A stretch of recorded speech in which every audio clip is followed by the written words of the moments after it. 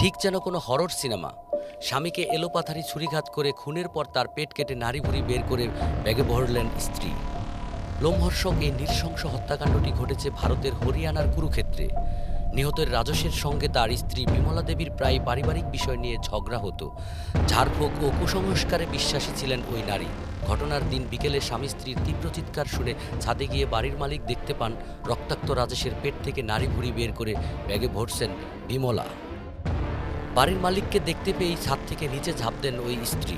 পরে পুলিশ এসে আহত অবস্থায় তাকে আটক করে হাসপাতালে ভর্তি করে।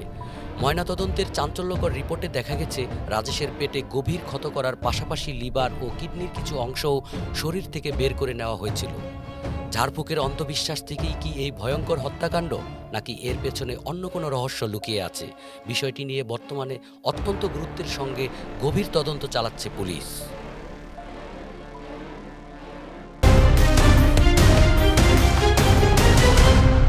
বাংলাদেশ সময় সবার আগে দেশ।